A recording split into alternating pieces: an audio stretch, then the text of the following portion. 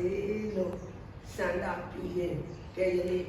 မာသနာယုံကနဝါစကစာချအရှင်ဝဏိတာရဲ့35နှစ်ပြည့်မွေးနေ့ဝိစာဒမင်္ဂလာကိုအကြောင်းပြုပြီးတော့ပြုလို့အားထုတ်လို့ရလာတဲ့ကုသိုလ်ကောင်းမှုရဲ့ဖို့ပါကကို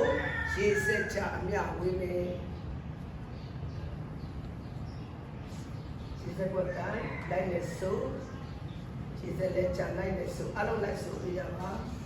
အရှင်မြတ်တို့ဘုရားရှင်မြတ်တို့ဘုရားတရားသီလတရားသီလသာကပညာသာကပညာဝိပြတော်တရားဝိပြတော်တရားအနိအမြအနိအမြကာစီကြပါကုန်သောကာစီကြပါကုန်သောတရားတပည့်တော်တို့သည်တရားတပည့်တော်တို့သည်ယရဏသုံးတယ်ယရဏသုံးတယ်ကံကံဤအကျိုးကံကံဤအကျိုးဘုံငါမျိုးကိုဘုံငါမျိုးကိုတဲ့ဝင်ယုံကြည်ကြပါကုန်သည်ဖြစ်၍ယုံကြည်ကြပါကုန်သည်ဖြစ်၍ဝိနည်းရှင်ဝိနည်းရှင်ကာမှုရှင်ကာမှုရှင်ကုသိုလ်ရှင်နှင့်တကွာကုသိုလ်ရှင်နှင့်တကွာဘုရားတပည့်တော်တို့ဘုရားတပည့်တော်တို့ဆွေတော်မျိုးတော်ဆွေတော်မျိုးတော်ဒီကိုမောင်နှမဒီကိုမောင်နှမ